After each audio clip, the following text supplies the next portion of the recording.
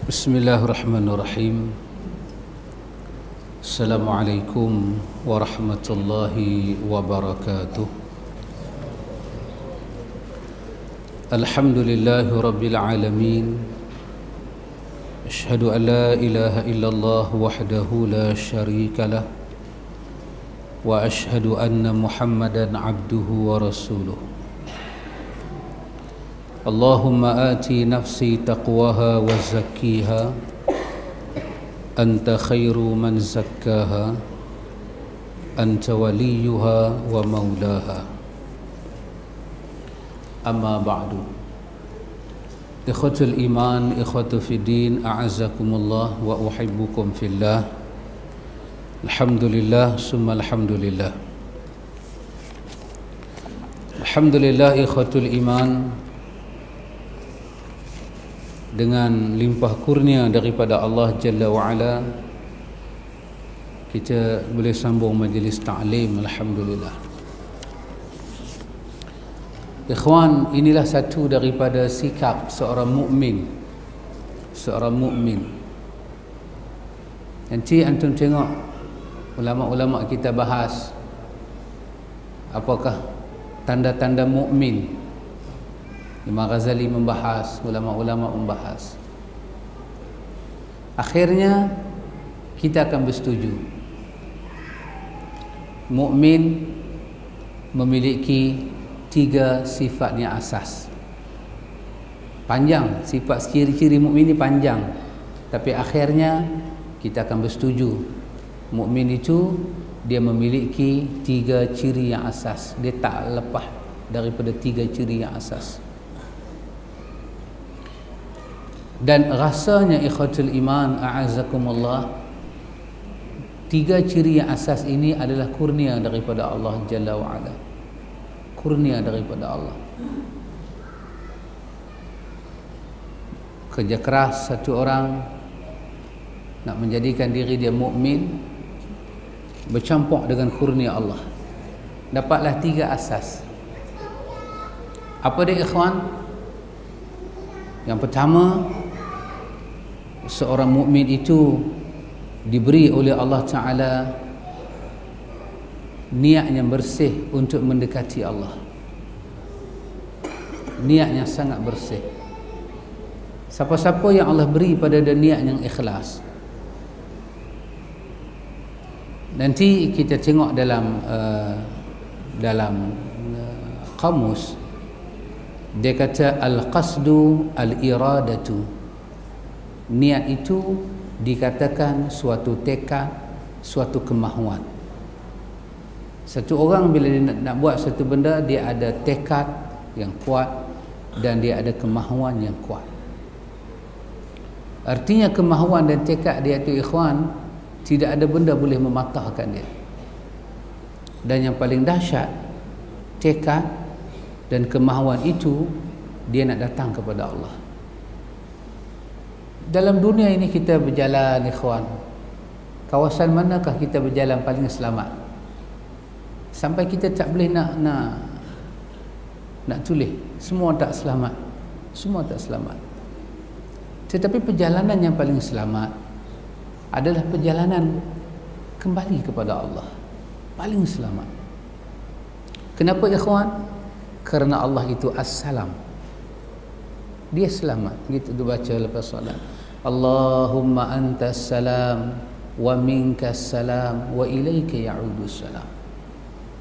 Kita nampak ikhwan, kita nampak perjalanan nak balik bertemu Allah Ta'ala ini nampak macam sukar, tapi itulah paling selamat. Orang Arab dia akan kata lah, orang Arab dia kata, tapi yang kata ni mamak lah, orang Arab kata, nanti kita pergi Masjid Madinah, kita sampai ke Masjid Madinah, kita melihat ke arah mihrab. Kan mihrab ada 2 kan? Mihrab depan satu, mihrab dalam kawasan Raudhah tu satu. Tengok mihrab dalam kawasan Raudhah, dia tulis di atas. Apa yang dia tulis di atas? Dia tulis di atas, dia katakan ulang ini hanya selamat bila berada di dalam sarang dia. Demikianlah agama ini, dia hanya selamat bila berada di kawasan dia. kawasan agama ni Mekah dan Madinah. Ikhwatul iman, a'azakumullah.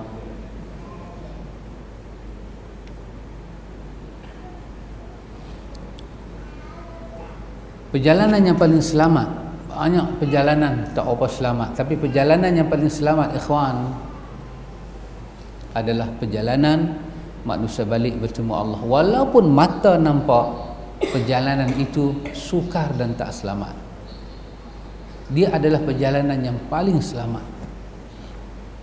Jadi antum tahu, kalau satu orang mukmin, Allah bagi dekat dia yang ni, Allah bagi dekat dia hati dia mula ingat nak kembali pada Allah. Artinya sebelah tangan dia telah dicapai untuk menjadi mukmin. Sebelah tangan dia dicapai untuk jadi mukmin. Dan perkara ini ikhwan, semua orang, semua para ulama nampaknya tidak ada nak tambah apa-apa. Semua bersetuju dengan ini. Itu satu. Yang kedua ikhwan, al-qasdu wal iradatu littiba'i rasuli sallallahu alaihi wasallam, iaitu Allah bagi kepada satu orang perasaan. Hak saya maksudkan dengan perkataan ini ialah ikhwan, bukan dia bagi satu ingat, tapi dia bagi suatu al-qasdu, suatu tekad yang bulat. Macam mana satu orang dia buat satu keputusan, dia buat satu keputusan, dia nak balik kepada Allah. Masa dia nak balik kepada Allah itu, Allah mentakdirkan jiwa dia terpikat, jatuh hati dengan perjalanan Rasulullah. Ikhwan, semua orang akan di depan sana tu, antum akan tengok di depan sana tu ada jalan yang bercabang-cabang dan semuanya mendakwa ila Allah. Semuanya mendakwa kembali pada Allah. Seperti yang kita duk baca adalah hadis Abdullah bin Mas'ud riwayat Imam Ahmad. Hadis ini hadis sahih. Syekh Ahmad Syakir ketika mentahqiqkan Musnad Ahmad, dia kata hadis ini hadis sahih berkenaan dengan ayat 153 suratul An'am. Bila Nabi memberi tafsiran pada ayat itu, Nabi membuat di atas tanah itu satu garis yang lurus. Garis lurus cuma ada satu saja ikhwan. Tapi di kiri kanan garis yang lurus itu, Nabi buat dua garisan yang bengkok, an shimalihi wa an yamini, an yaminihi wa an shimalihi. Jalan yang lurus cuma ada satu, tapi jalan yang menyimpang ada banyak. Dan kemudiannya kekasih Allah ini sallallahu alaihi wasallam menyatakan, membaca ayat wa anna hadza sirati mustaqiman fattabi'uhu wa la tattabi'u subula fatafarraqa bikum an sabili. Nabi kata ini jalan Allah, ikut kiri kanan jalan syaitan, jangan ikut. Satu orang diberi oleh Allah Ta'ala petunjuk, setelah dia nak kembali kepada Allah ikhwan, dia hanya diberi oleh Allah Ta'ala hati yang kuat, hati yang tekad, kemahuan yang kuat nak mengikut hanya satu jalan. Artinya Allah sedang mengheret dia ke jalan hidayah, ke jalan hidayah. Dan yang ketiganya ikhwan, apabila Allah memberi kepada dia al-istiqamatu, kata para ulama, al-istiqamatu khairun min alfi karamah. Satu orang diberikan Allah Ta'ala istiqamah, itu lebih baik, khairun, itu lebih baik min alfi karamah, daripada dia mendapat 1000 karamah. 1000 karamah. Usia hujan kita keluar daripada masjid, pergi kereta tak basah, itu karamah. Karamah. Lapak-lapak kita pegang rokok jadi burger, itu karamah. Itu karamah. Kalau pegang burger jadi rokok, masalah. Itu karamah. Itu karamah. Allah memberi kepada manusia istiqamah, itu lebih baik daripada Allah menganugerahkan 1000 karamah. Kenapa ikhwan? Dalam istiqamah itu dia akan melahirkan perasaan syukur, perasaan sabar. Macam mana kita nak dapat sabar ikhwan? Macam mana nak dapat syukur? Istiqamah. Dan istiqamah ni seperti Quran kata, fastaqim kama umirt. Luruslah kamu seperti mana kamu diperintahkan. Apa yang Allah perintah kita? Allah perintah kita beriman. Allah perintah kita ikhlas. Maka luruslah kamu di atas perintah itu. Bawa diri kita, terpedor diri kita, jaga diri kita, supaya hati kita ini mau duduk di atas jalan ini. Muhammad bin Al-Munkadir, seorang tabi'i besar yang dipuji oleh Imam Malik. Muhammad Al-Munkadir, dia kata apa dia? Aku berjuang melawan diri aku 40 tahun untuk mendapat istiqamah. Dia lawan diri dia. Dia heret diri dia. Mana-mana diri dia tak selesa dengan perintah Allah, dia bawa diri dia. Ya ikhwan, ini satu perjuangan. Dan ada ayat yang begitu besar dalam Quran tentang innal ladzina qalu rabbuna Allah summa istaqamu tatanazzalu alaihimul malaikatu alla takhafu wa la tahzanu wa abshiru bil jannah. Itu ada bisikan, jangan sedih, jangan takut, gembiralah kamu dengan syurga. Untuk siapa? Alladzina qalu rabbuna Allah. Siapa yang menyatakan daripada awal dalam hidup dia Tuhan dia adalah Allah. Istiqamah. Fastaqim kama umirt. Jadi istiqamah ni bukan kita buat dia. Dia adalah satu benda yang telah Allah rancangkan untuk kita. Kata para ulama, siapa-siapa yang diberi perasaan yang macam ni, ingatan yang kuat kepada Allah, kemudian memilih hanya satu jalan ketika ada banyak jalan di hadapan dia, jalan sunnah, kemudian dia istiqamah. Inilah, kata para ulama, tiang-tiang yang mengikat jiwa dia untuk menjadi mukmin kepada Allah Jalla wa'ala. Kita ikhwan, Allah bagi kita macam-macam sibuk, tiba-tiba kita boleh main mengaji, alhamdulillah. Dan mengaji pula nak mengaji sunnah. Banyak ikhwan, ini bulan Rejab ikhwan, ini bulan Rejab. Macam-macam soalan. Ada masa kita jawab, ada masa kita tak jawab. Ini bulan Rejab, bulan orang nak buat ibadat, bulan Isra' Mi'raj. Tadi ada satu soalan. Saya dengan Abang Adi ada satu soalan. Sahabat tanya, kita nak mendidik jiwa kita ikhwan, istiqamah. Dan kita kena tahu apa yang kita nak istiqamahkan. Kita nak istiqamah di atas dinullah. Dinullah ini apa ikhwan? Agama Allah. Agama Allah bukan pandangan ustaz. Ustaz, alim ulama boleh bagi pandangan, tapi belum tentu pandangan dia itu adalah agama Allah. Belum tentu. Tadi yang dibincangkan tadi, soalan daripada muslimah kita. Ada orang kata satu perempuan yang salat tapi tak menutup aurat. Satu perempuan menutup aurat tapi tak salat. Perempuan yang menutup aurat tapi tak salat. Perempuan yang salat tapi tak tutup aurat. Perempuan yang salat tapi tak tutup aurat, dia lebih baik daripada perempuan yang tutup aurat tapi tak salat. Boleh faham? Kan nak ulang lagi sekali? Itu satu satu. Puasa tapi tak semayang. Tak semayang tapi puasa. Yang mana lebih baik? Orang yang puasa tapi tak semayang. Orang yang semayang tapi tak puasa. Dia ada dua saja pilihan. Dua saja pilihan. Sama ada kena 6% atau tak kena. Dia tak ada nombor 3. Dua saja. Puasa tapi tak salat. Salat tapi tak puasa. Jadi ustaz katakan daripada mana dapat kalam ni? Dia kata daripada Al-Fadhil. Ini Al-Fadhil. Tak apa ikhwan. Semua orang boleh bercakap. Awak banyak sedekah. Awak baguslah saya tengok akhlak awak. Tapi satu aja awak miss, awak tak semayang. Awak tahu tak, dengan awak tak semayang ni, hampir semua benda awak buat macam tak guna.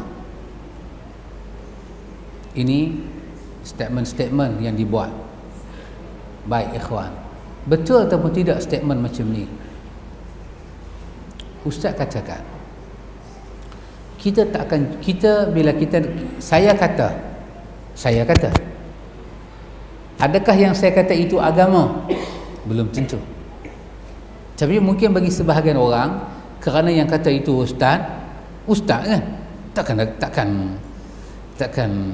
ustaz nak mereka. Tentulah ustaz cakap itu agama. Mana kita nak tahu itu agama ataupun tidak? Ikhwan, kenapa manusia masuk neraka dan kenapa manusia masuk syurga? Siapa nak jawab ke kita? Saya tahu dia masuk neraka pasal dia tak semayang. Dia ni memanglah, dia memang masuk neraka pun padan dengan zina, dengan minum arak, dengan penipu. Itu kita punya hasil ijtihad kita. Ijtihad kita campur kepala otak sikit. Itu ijtihad kita. Apa Quran kata? Kenapa manusia masuk ke neraka? Ini ayat ni kita duk baca, Al-Qari'ah, Mal-Qari'ah, wa ma adraka mal qari'ah. Cerita pasal kiamat. Di bawah itu, setelah kiamat ada proses manusia masuk ke syurga ataupun ke neraka, dan dinyatakan sebabnya. Sebabnya apa dia? Quran kata, fa amma man thaqulat mawazinuhu fa huwa fi 'aishatin radiyah. Ini penyebab sampai syurga. Penyebab sampai neraka, wa amman khaffat mawazinuhu fa ummuhu hawiyah. Ini sebab masuk neraka. Kenapa manusia masuk neraka? Kerana tak semayang, kerana pakai lok pendek, kerana isap okok?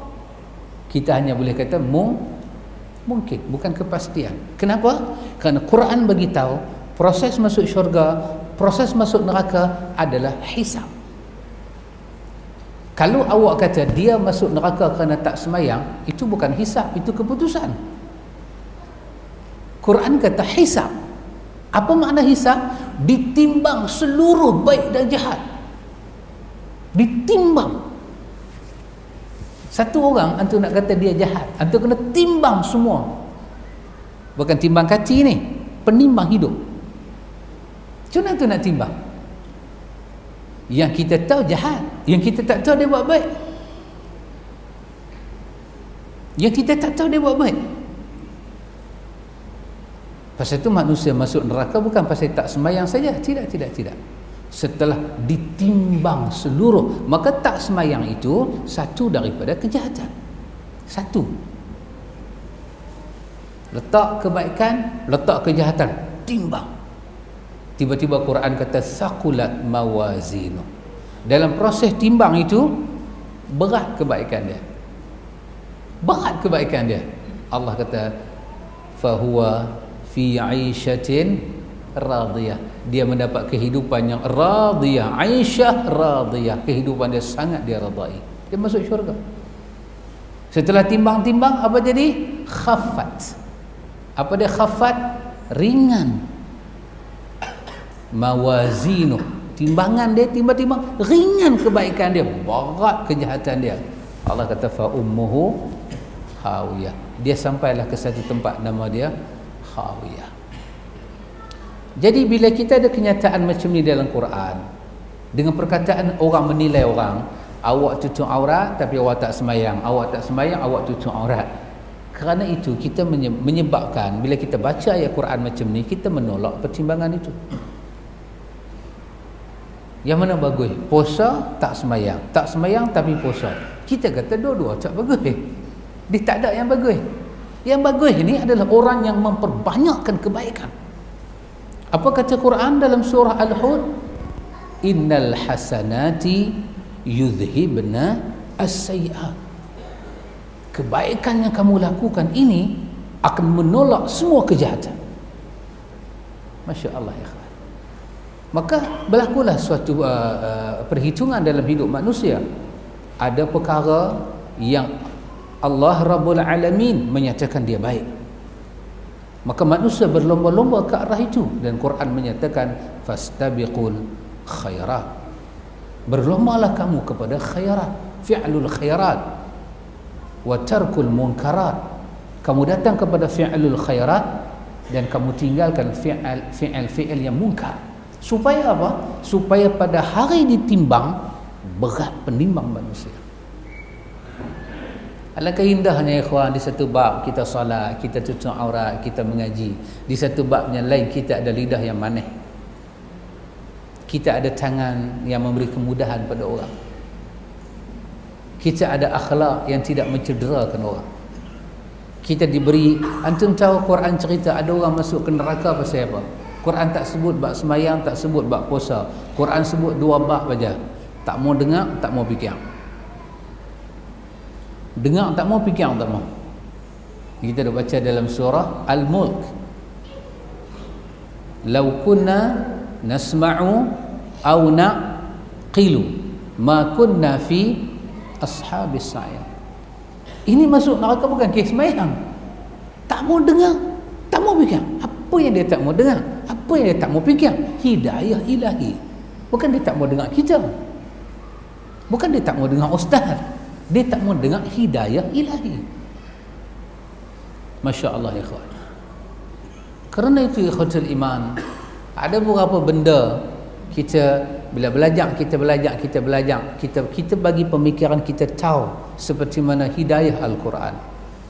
Pasal itu Ustaz katakan tadi, sifat-sifat mukmin yang menjadi kurnia Allah itu, Allah bagi pada dia hati nak kembali pada Allah, dan dia memilih satu saja jalan, kembali pada Allah, jalan yang dipakai oleh Rasulullah, dan dia istiqamah. Sebab ikhwan, nanti di dalam membaca agama ini, manusia akan baca dengan bermacam-macam pemikiran.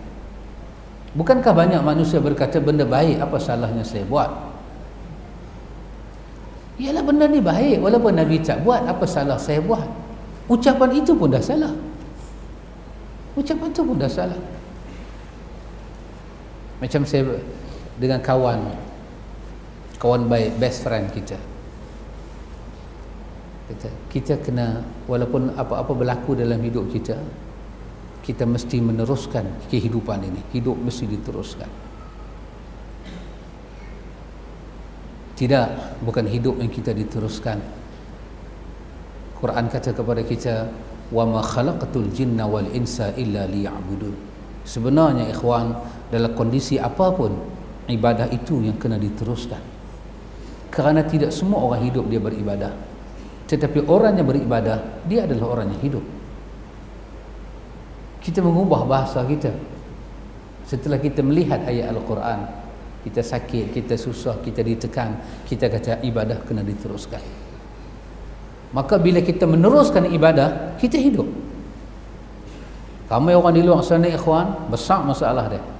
Besar masalah dia. Masalah paling besar dalam dunia ikhwan cuma ada di 2 tempat aja. Dia tak ada di 10 tempat, 2 tempat aja.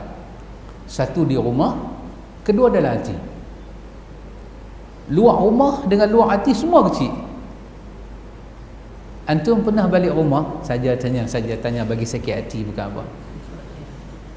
Antum pernah balik rumah, antum tak boleh tidur pasal fikir GST. Aku pening pula dah. Fikir sampai tak mau lena. Lepas tu dia main susah hati, dia main tak lalu makan. Pernah tak? Tak pernah ikhwan. Walaupun kalau kita undi malam ni, siapa nak GST? Cuba angkat tangan. Ustaz angkat. Tak mau. Tapi pernah tak? Pernah tak? Sampai mandi, ayak pergi belakang tak kena badan. Duk pegang cebok jurus pergi belakang. Tengok dinding yang basah, badan tak basah. Pernah tak bawa kereta roundabout tu, duk pusing tak habis-habis. Orang pusing pergi kanan, orang pusing pergi kiri, kita dah pusing. Trafik tahan, abang pasal apa? Saya pening lagi GST. Tak ada ikhwan. Kenapa? GST luar bumbung rumah. Yang antum sampai tak lalu makan, tak lalu tidur, kerja tak boleh buat adalah masalah rumah tangga. bukan masalah lain.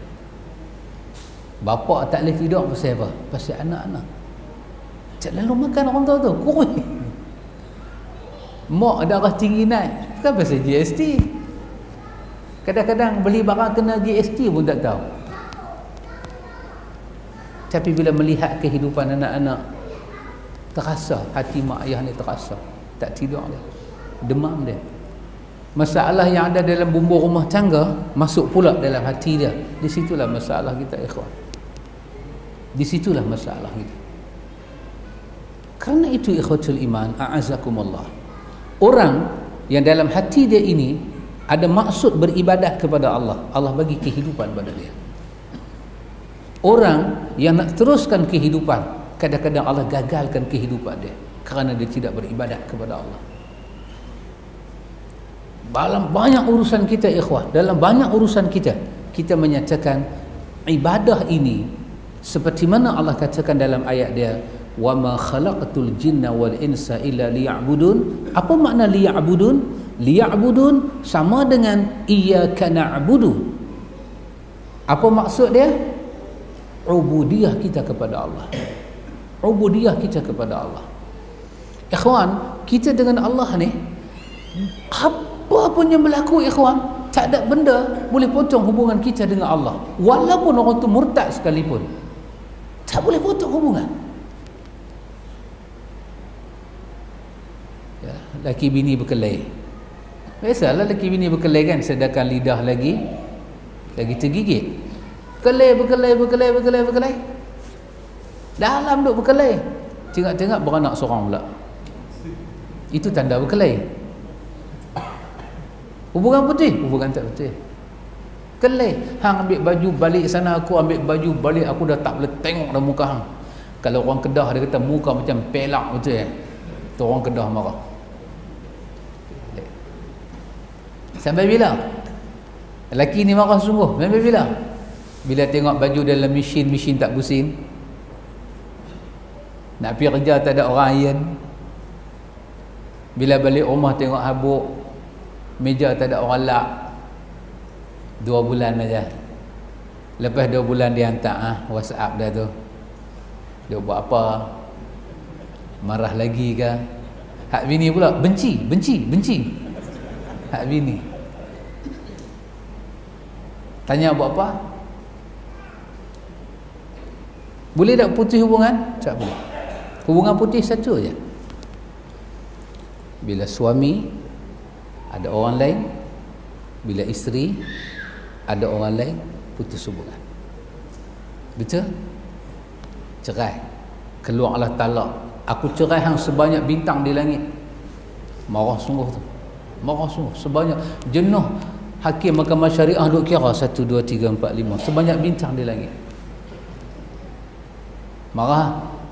Putih dah lagi? Tak putih. Ingat dah? Ingat. Bila putih? Bila dah cerai, perempuan tu kahwin dengan orang lain, lelaki tu kahwin dengan orang lain, baru putus. Tapi kita dengan Tuhan, ikhwan, tak putih. Hang buatlah maksiat macam mana, hang mengakulah sekalipun alam ini tak ada Tuhan.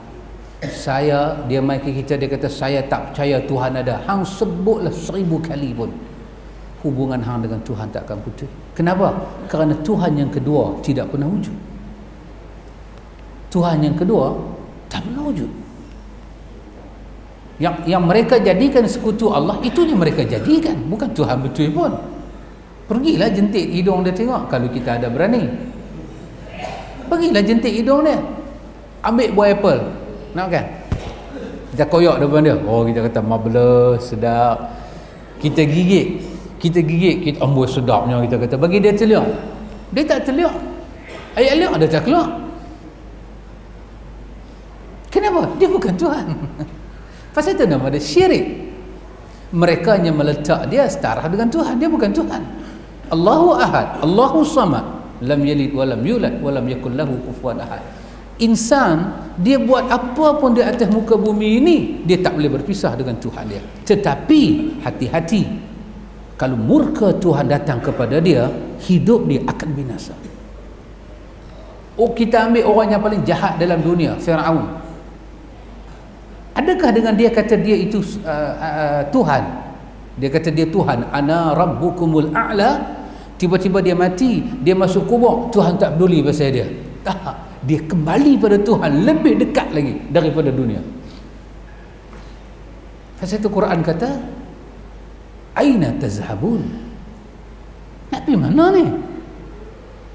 Aina tazhabun, nak pergi mana apa ni? Ni hidup cara apa? Ya ayyuhal insanu ma gharraka bi rabbikal karim. Insan, ma gharraka bi rabbikal karim. Apakah yang telah menipu daya kamu sehingga kamu hidup, kamu pergi ke arah lain dan kamu tinggalkan Tuhan kamu ke arah lain? Alladhi khalaqaka fasawwaka fa'adalak. Kamu terlupakah dalam kamu duduk kata Tuhan tak ada, kamu tak percaya pada Tuhan, rupa parah kamu tu siapa yang buat? Orang kata ada dua Tuhan, ada dua Tuhan, ada dua Tuhan. Dalam dia duduk kata ada dua Tuhan tu, kita tanya kat dia, Tuhan siapa buat? Tuhan yang buat. Mana ada Tuhan yang kedua? Tak ada. Tak boleh putus. Karena itu kenapa kita beribadah kepada Allah? Allah jawab sendiri, liya'budun, supaya engkau dan aku ada hubungan. Ikhwan, kita tahu bila bahasa Arab kita nak bawa mai ke Melayu, kita sangkut dari segi nak memberi makna. Liya'budun, kita nak buat apa? Kepatuhan, ketundukan. Mungkin itu di antara yang menghampiri makna dia. Tapi liya'budun ini apa dia, ikhwan? Liya'budun, dia adalah satu hubungan yang tak boleh putus. Tak boleh putus. Kelailah mak dengan anak macam mana pun. Hang bukan anak aku tak alai yang susu aku kat hang. Betul kan? Tak betul. Buat DNA tengok. Cuba usahakan hasil kajian DNA berkelai sama kita, boleh memutuskan. Kita marah kat abang kita from now. Oh, kita marah sungguh. Kekanda berdua dapat seorang 500 juta pound sterling, manakala adinda mendapat sebuah rumah yang bakal runtuh setahun dua. Bisa tengok Om Kelai lagu tu? Kan saya tengok seorang-seorang Om Kelai. Tak apa, kakanda semua boleh ambil, tapi dia kata ingat, mulai sekarang kita putus saudara. Perkataan putus saudara tu, tiga-tiga orang tu cepat-cepat pergi ke lab, buat ujian DNA. Putus tak DNA? Tak putus. Duk saudara situlah. Habis kalam yang keluar ni tak boleh memutuskan. Itu keluar kerana manusia dilanda masalah dalam hidup. Tak boleh putus. Jangan ingat insan tak semayang dia putih dengan Tuhan, dia dedah aurat dia putih dengan Tuhan, dia maksiat dia putih dengan Tuhan. Dia tidak akan putus dengan Tuhan. Tidak akan putus dengan Tuhan. Tak boleh putus.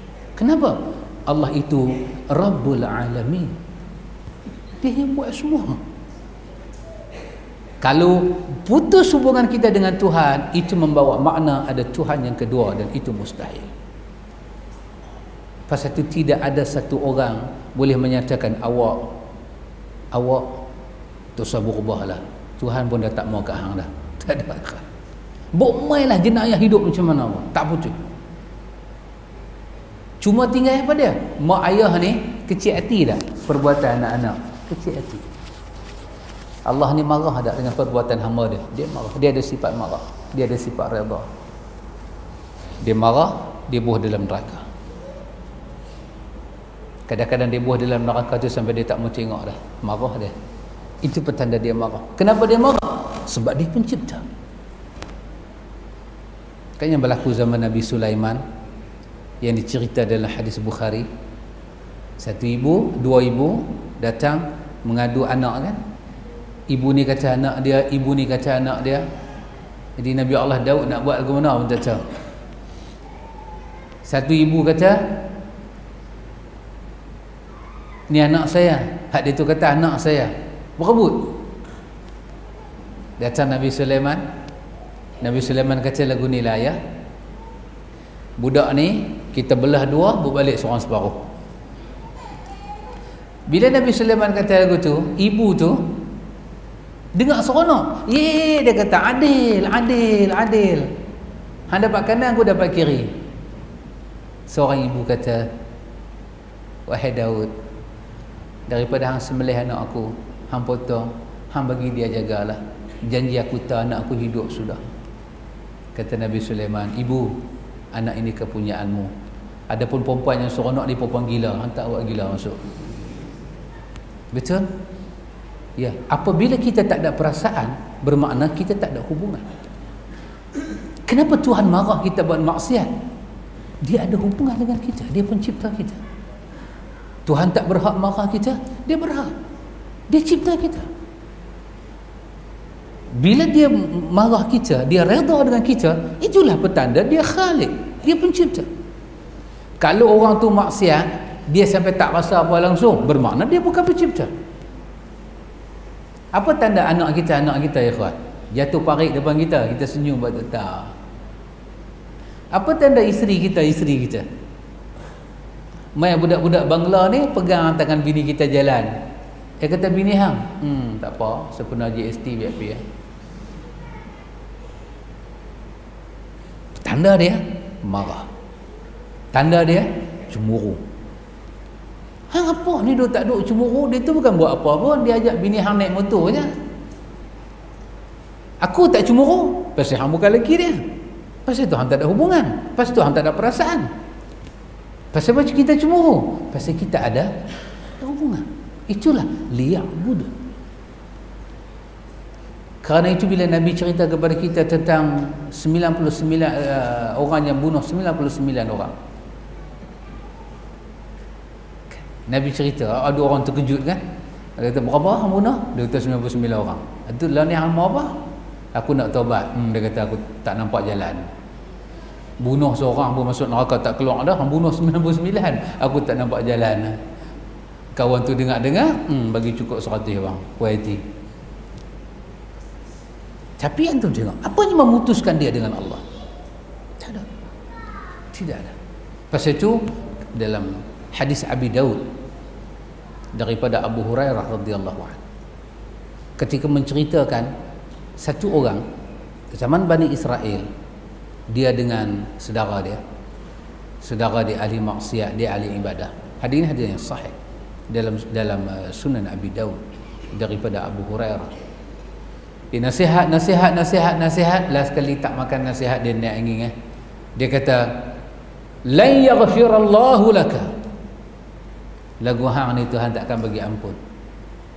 Kata Abu Hurairah, Nabi cerita pada kami apa nasib dia yang ucap kalimah tu di hari akhirat. Tuhan akan buang dia ke dalam neraka dan masukkan saudara dia yang maksiat ke dalam syurga. Kenapa? Kerana dia telah mengucap satu kalimah yang menghancurkan dunia dan akhirat dia. Kalimah apa? Lan yaghfirallahu lak.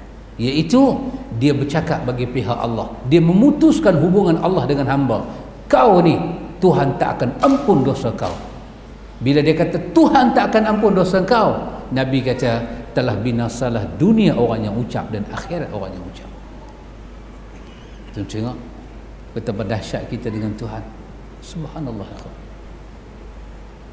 Ini ikhwan, kita duk belajar. Allah bagi kita susah, Allah bagi kita musibah. Ada sebahagian soalan orang kita tak boleh jawab. Ya Allah, dia kata, kenapalah Tuhan buat kat saya begini? Kita tak boleh jawab.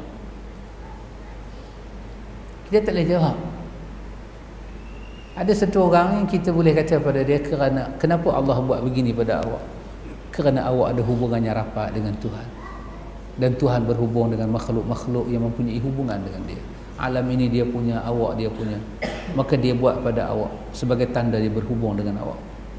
Dia takkan teruk cara ni. Kita tak boleh jawab. Tapi banyak dalam hidup kita, ikhwan, perasaan kita jawab. Akhirnya kita kata, Tuhan tak buat zalim ke saya. Dia buat tu betul. Kalau bukan kerana musibah hari itu, saya tak dapat yang ni. Antum tahu kalau ada satu orang kaya, tiba-tiba dia drop down, miskin, papa ke dana. Ada kaya, millionaire. Oh, dahsyat. Kaya ikhwan. tiba-tiba jatuh, dum. Dia jatuh tu sekali, boom. Krisis ekonomi 98, 99, 2000, dia jatuh one shot, dum, seketui. Orang utara kata dalam poket sekupang pun tak ada. Daripada millionaire. Setahun dia berjalan dalam hidup dia, 2 tahun, 3 tahun, 4 tahun, 5 tahun. Masuk tahun ke-6. Jumpa kat masjid, jumpa hari Jumaat. Perwatakan dia pun dah berubah, dia mula ada janggut. Kita nampak dia takbir semayang, Allahu Akbar. Cara dia redut muka tu, kita rasa beleng dia semayang. Kan dulu orang yang relax semayang kan, Allahu Akbar. Sambil semayang tengok Rolex dia, Omega dia. Dengar semayang, pusing jam. Tengok semayang boleh lak cermin jam lagi. Dulu. Tapi sekarang dia pakai t-shirt biasa, dia pakai seluar biasa, dia dah jadi miskin. Dia semayang, dia tunduk. Nampak ayat muka dia tu orang yang bekerja keras, orang yang letih. Tanya kat dia, apa abang? Kata sihat. Macam mana kehidupan? Kata alhamdulillah. Dia kata andai kata Allah kembalikan kekayaan saya macam dulu balik, tetapi Allah nak ambil nikmat yang lah dia sedang bagi pada saya tidak bersedia tukar walaupun dengan kekayaan macam dulu. Kerana dalam miskin saya ni, saya ada nikmat yang dahulunya saya tak dapat. Saya tahu makna salat, saya boleh rasa makna nikmatnya menangis di hadapan Allah. Saya tahu makna tawakal, saya tahu makna sabar, dan saya tahu makna menjadi orang yang dekat dengan Allah. Yang dahulu saya tak tahu. Kalau Allah nak bagi balik kaya tu kat saya, tapi yang ni Tuhan nak ambil balik, saya tidak redha, dia kata. Saya redha keadaan sekarang daripada jadi kaya balik tapi nak hilang apa yang adalah. Tapi first time kena, insan gelabah. Tapi akhirnya insan kata, Masya Allah, benar Allah. Kenapa insan boleh cakap demikian? Inilah nama dia, ubudiyah kepada Allah. Azan dulu ya. Bismillahirrahmanirrahim. Ikhwatul iman, ikhwatu fiddin, a'azakumullah wa uhibbukum fillah. Alhamdulillah, summa alhamdulillah. Alhamdulillah ikhwatul iman, alhamdulillah.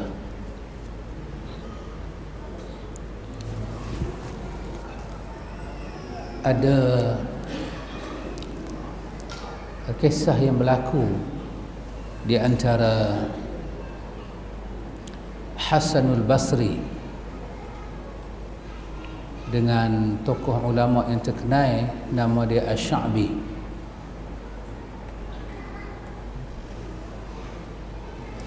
Hasan Al-Basri, antum semua tahu nama ini, Hasan Basri. Dia hidup, dia ni seorang tabi'in besar. Dia berjumpa hampir 70 sahabat Nabi. Keistimewaan Hasan Al-Basri, dia menyusu dengan isteri Nabi Maimunah. Waktu itu Nabi dah wafat.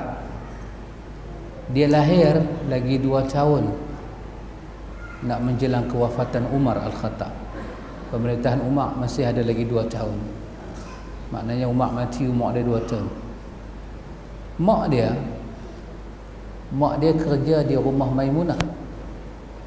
Maimunah ni isteri Rasulullah, Ummahatul Mukminin. Jadi bila mak dia buat kerja, Hasan Basri menangis. Maimunah isteri Nabi masa tu berumur. Dia ambil Hasan Basri, dia menyusu. Tak ada lah susu, dia menyusu nak bagi diam. Hasan Basri Allah bagi pada dia lidah yang fasih, mengungkap perkataan-perkataan dalam bahasa Arab. Tokoh besar. Tapi ada juga cerita-cerita yang merepek pasal Hasan Basri ni. Bukan dia merepek, orang lain merepek. Orang lain pergi cerita-cerita yang tak masuk akal pasal dia. Dia orang besar pemerintah. Ini berkaitan dengan pemerintah lah. Dengan kerajaan. Tapi bukanlah pasal GST, pasal benda lain.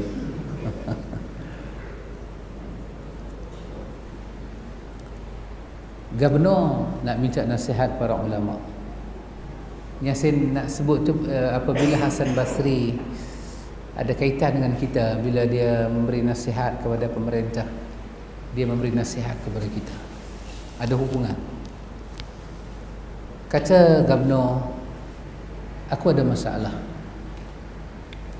Masalah aku satu, kalau raja kita hantar surat, dia suruh buat sesuatu benda mungkar, aku tahu nak tolak pasal mungkar. Tapi kadang-kadang surat raja ni dia mai kat aku tak tahu benda tu mungkar ke tak mungkar. Aku tak tahu, aku tak ada ilmu. Apa aku nak buat? Lebih baik macam mana? Kalau hak mula tadi tahulah bertentangan, tapi kadang-kadang dia mai tak tahu. Gubernur kan dua ulama besar, Hasan Basri dan Asy-Sya'bi. Nanti antum baca dalam tafsir Ibn Kathir jumpa berkata Asy-Sya'bi, tabi'in besar dia. Kata ulama bernama Sya'bi, dia kata, tuan, mungkin zaman kita lah ni panggil Datuk Seri, ialah soal benda tu betul tak betul bab kedua. Soalnya kalau itu arahan buat, nanti dosa semua dia tanggung. Sebab kita hanya pelaksana. Kita tak tanggung dosa. Dosa siapa yang suruh kita. Jadi kita selesai. Hasan Basri kata kepada Gubernur, ini yang ada kena-mengena dengan kita. Kata Hasan Basri, dia kata, tuan, pada hari tuan berdiri di hadapan raja, Allah mampu menyelamatkan tuan. Tapi pada hari tuan berdiri di hadapan Allah, raja tidak dapat menyelamatkan tuan. Berbuatlah untuk Allah. Allah pasti memberi sesuatu pada tuan. Kalau tuan berbuat untuk manusia, tuan tidak akan dapat apa-apa dari manusia. Itu slot perkataan dia. Habis Hasan Basri semua keluar masuk masjid, mayang, mungkin masuk lorong kot. Jadi orang, oi, ni ulama balik daripada apa? Kan? Balik daripada jumpa orang besar kan. Apa cerita? Habis sembahyang semua, Sya'bi bangkit berucap dalam masjid. Sya'bi kata, kalau kamu nak melihat wajah-wajah orang-orang yang mendapat rahmat Allah, tengoklah Hasanul Basri. Ketika aku memberi nasihat kepada raja, dalam hati aku ni ada sikit duk ingat tak mau bagi Gubernur tu terentak hati. Aku kata pada Gubernur, apa yang raja suruh buat, hang buatlah, dosa dia tanggung. Sebab aku tak mau ayat aku tu bagi terentak hati dia, jadi aku nak jaga dia. Maka Allah Subhanahu Wa Ta'ala tak jaga aku. Allah jadikan nasihat aku tak masuk langsung dalam hati dia. Tapi Hasan Basri bercakap kerana Allah, maka Allah ambil hati Gubernur, Allah bagi terpikat dengan Hasanul Basri. Apa kena mengena dengan kita, ikhwan? Ya, kena mengena dengan kita. Inilah hidup yang kita duduk berjalan sehari suntuk ini. Kalau kita berbuat untuk Allah, antum jangan bimbang, Allah penjaga sekalian alam. Alam ni dia jaga. Kalau kita nak mengambil hati orang, kita ada satu hati atau dua hati yang kita boleh ambil. Tapi kalau kita menjaga Allah, Allah menjaga semua hati-hati hamba dia. Allah jaga semua hati-hati hamba dia. Kalau kita Saya nak jaga hati dia jangan terontak. Saya nak jaga hati dia jangan terontak. Saya nak jaga hati dia jangan terontak. Berapa hati kita boleh jaga? 1, 2, 3, masuk ke 4 terontak juga. Pening kita. Tapi kalau kita menjaga hak Allah, Allah menjaga semua hati, mengadu kepada Allah. Maka Allah boleh kumpul semua hati terpaut dengan kita. Kalau kita tak menjaga Allah, kita akan penat untuk satu hati itu aja. Sedangkan hidup ni ikhwan ada masa yang panjang. Masa kita hidup ni singkat, pendek, tapi dia sangat bermanfaat. Kita kena manfaatkan dia. Jadi ada kena mengena dengan kita ikhwatul iman. Kita berbuat untuk Allah. Jangan takut. Itu saya katakan tadi, jalan yang paling selamat adalah jalan kita bertemu Allah. Nampak macam cabaran banyak, tapi paling selamat. Nabi katakan tentang hadis yang kita duk mengaji ni, man salaka tariqan yaltamisu fihi ilman, kan? Siapa yang melalui satu jalan yang membawa dia kepada ilmu, Allah mudahkan dia jalan ke syurga. Clear, very clear. Habis. Tak ada apa dah. Jadi jalan paling selamat ikhwan. Cari jalan Allah, jalan Quran, jalan wahyu, jalan sunnah, paling selamat. Walaupun nampak ancaman dia banyak, tapi paling selamat. Ketahuilah jalan kita ini paling selamat. Orang yang tak berapa fikir panjang sajalah yang rasa tak mau ambil jalan yang selamat. Pasal itu sibuk ke apakah, mengaji kita teruskan. Bahayakah tak bahayakah, teruskan. Paling selamat. Apa yang dibimbangkan? Apa nak bimbang? Kita buat ibadat untuk Allah, ikut cara Rasulullah, kita istiqamah, kita ditanam dalam tanah. Ketahuilah perjalanan kita paling selamat. Tak perlu digundah gulanakan. Jadi ikhwan, apa pun didik anak, keluarga, isteri, kalau kita main kuliah harga ni bawa keluarga, kita bawa tempat paling selamat. Walaupun ada orang balik aksiden mati satu keluarga, dia sampai pada tempat yang paling selamat. Siapa yang buat kita rasa benda ni tak selamat? Syaitan. Hampirlah. Dia start lepas isyak ke, dapatlah menaan. Okay, berapa dia nak berhenti tu, dapatlah lagi. Paling selamat. Saya keluar daripada rumah, datang ke sini membacakan agama Allah, ketahuilah langkah saya paling selamat. Saya tak perlu bimbang. Nyawa saya, kesihatan saya, rezeki saya, hidup saya tak perlu bimbang. Kenapa? Line saya paling selamat. Yang buat tak selamat hati manusia. Padukan hati kita kepada Allah. Ingat Allah sampai terbit air mata. Panggil Allah. Allahumma a'inni ala dzikrika wa syukrika wa husni ibadatik. A'inni ya Allah, hang kena tolong aku ya Allah. Hang kena tolong aku ya Allah. Kalau hang tak tolong aku, siapa lagi nak tolong? Dan tak ada tempat aku nak mengadu ya Allah. Ulang dan ulang sampai terbit air mata. Jadi kita akan rasa keselamatan itu.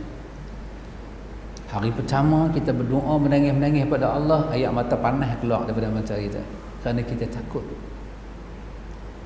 Bila kita selalu berdoa teriak kepada Allah tengah malam, air mata sejuk akan turun kerana kita redha. Perjalanan hidup kita begitu ikhwan. Macam tu. Apa ujian Allah Ta'ala bagi? Anda tengok orang kaya, dia tengok dia kaya kan, dia ada berabus 14 biji, tu pun ada sampai karat tak start. Kita ada tengok dia bagi kat aku sebiji, bagus. Kita buat baik dengan dia, betul. Tapi kita terlupa ikhwan. Kadang-kadang kita terlupa. Orang ni berapa harilah dia nak dengan kita, dia selesa dengan kita. Ada hari dia tak selesa. Kita nak ambil sikit pada kurnia dia, tak dapat. Tak dapat. Tapi kita terlupa yang bagi kurnia dia adalah Tuhan yang sangat kaya. Dan Tuhan itu kita duk sembah. Mintalah kepada Tuhan yang sangat kaya. Sebagaimana dia boleh bagi kekayaan pada orang lain dan kekayaan dia tak pernah kurang, dia mampu bagi pada kita, ikhwan. Jeritlah, rintih kepada Allah. Ya Ghaniyu Ya Hamid, Ya Ghaniyu Ya Hamid. Tuhan yang kaya dan terpuji, ya Allah, kayakanlah aku dengan limpah kurnia Kau, cukupkanlah aku dengan limpah kurnia Kau. Minta sampai terbit air mata, kita pasrah, Tuhan bagi. Kawan tu Tuhan dah bagi dah kaya. Kita kata, kalau kita kaya macam Sultan Brunei simple, enggak, kekayaan Sultan Brunei tu besar mana di sisi Tuhan. Cuma besar kat mata kita pasal kita ni puang kali apa tak ada. Besarlah kat kita kan. Besar kita pergi rumah orang berada. Kita pergi rumah orang berada, kita tengok bilik air dia. Bilik air dia besar ruang tamu kita. Kita kata bukan kata buaya menari pun lepas menari tanda ingat pada Allah. Lepas ni. Lepas ni kita kata. Pasal apa kita kata bilik air dia besar? Pasal kita nampak ruang tamu rumah kita. Keluasan rumah kita kecil. Tapi kalau rumah dia, bilik air dia, kita banding dengan alam ni, kecil lah. Ya. Kita membandingkan dia dengan kita. Tapi kalau kita bandingkan apa dia miliki dengan apa yang ada di sisi Allah, wallahu khairul raziqin. Bukan saja Allah itu innallaha huwa razzaq, Allah bagi rezeki, tapi wallahu khairul raziqin. Dia sebaik-baik pembagi rezeki. Mengadu pada dia. Kita nak apa pun mengadu pada Allah. Ini nama dia, ikhwan. Landasan akidah kita betul, landasan tauhid kita betul. Kita tak perlu tangkai, kita tak perlu azimat, kita tak perlu iri hati, kita tak perlu busuk hati. Apa yang Tuhan bagi pada orang, kita nak minta kepada Allah. Sampai bila ustaz? Sampai kita hidup. Kalau mengikut Cik Ani, sampai Abang Jamil mampus. Minta pada Allah. Minta pada Allah. Allah bagi dah pada orang, tidak kurang kekayaan Tuhan. Ghaniyun Hamid, Ghaniyun Hamid, maha kaya, maha terpuji. Jadi itu, ikhwan, bagi tahu pada anak-anak kita. Bagi tahu. Jangan tak bagi tahu. Kata dia, anak ayah, anak abah, abang-abang satu benda. Tuhan yang menjadikan kamu, Tuhan yang sangat kaya. Pohonlah kekayaan pada dia. Kalau orang kata kita, Tuhan sakit, saya sakit, insya-Allah Tuhan yang saya sembah adalah Tuhan yang sangat mampu menyembuhkan. Saya minta pada dia. Kalau tak sakit lagi boleh cakap lah, tunggu hari sakit. Tapi kita tanam dari sekarang, ikhwan. Tuhan, nampak Tuhan susah? Ya, saya susah. Tapi Tuhan yang saya sembah sangat mampu mengeluarkan saya daripada susah. Saya akan pohon kepada dia sampai dia bagi kesenangan pada saya. Pasal dia memiliki benda yang saya minta. Ini, ikhwan, bagi anak kita dengar dalam rumah. Jangan dengar muzik saja, jangan dengar drama saja, tapi hakikat iman itu kepada Allah, anak-anak kita kena tahu. Isteri kita susah rumah tangga bangkit naik ni, beritahu pada dia kekayaan yang Allah miliki. Antum jumpa orang yang berdosa, bagi tahu pada mereka, dan antum tahu dia buat dosa, bagi tahu pada dia Tuhan yang menjadikan kamu adalah Tuhan yang sangat suka menerima taubat daripada orang seperti kamu. Bertaubatlah kepada dia. Tak ada lagi dosa yang Tuhan tak suka ampun. Tak ada lagi. Hatta syirik dibuat dengan jahil murakab, Allah nak ampun. Jadi kita baca dalam hadis Imam Ahmad, bagaimana beberapa orang dihisap, di antaranya orang kafir, dihisap di hari akhirat dan mereka selamat daripada neraka. Kenapa? Kerana Tuhan yang kita memiliki ini sangat rahmah. Dia tanya pada kawan tu, pasal apa hang tak jadi orang Islam? Kawan tu kata, aku nak jadi Islam macam mana Islam tak sampai. Allah kata, kalau lah ni Islam sampai macam mana? Hadis Imam Ahmad. Dia kata, aku ikut. Allah hantar satu rasul di hari akhirat, suruh dia masuk ke neraka. Rasul tu main-main kata, jom masuk neraka. Dia ikut. Bila dia ikut, dia sampai ke syurga. kerana tidak ada utusan Allah yang akan mencelakakan kita. Begitu Tuhan kita, ikhwan, yang kita sembah. Pasal kita tak perlu bimbang. Allah ada 99 nama, Al-Asma'ul Husna, berhubung dengan Allah dengan nama-nama itu. Hubung dengan Allah nama itu. Kita tak perlu benda lain, ikhwan. Tak perlu benda lain. Betul lah, ikhwan. Tak perlu benda lain. Beriman kepada Allah, dia adalah kekuatan yang dahsyat. Ikhwatul iman, mudah-mudahan apa yang kita ini bincang ini mendapat kebaikan di sisi Allah dunia sampai akhirat. Panjang umur, sihat badan, diizinkan oleh Allah. Buku bawa sampai 2, satu pun tak baca. Cara buka tu macam profesor mana-mana buka kan, kata malam ni baca banyak banyak tu lah. Orang utara kata kejut mau kuat. Tak ada apa pun. Ikhwatul iman, supaya Allah beri kepada kita iman, afiat, keikhlasan dunia sampai akhirat. Hayakumullah, barakallahu fikum wa ila liqa. Subhanakallahumma wa bihamdika asyhadu an la ilaha illa anta astaghfiruka wa atubu ilaik. Assalamualaikum.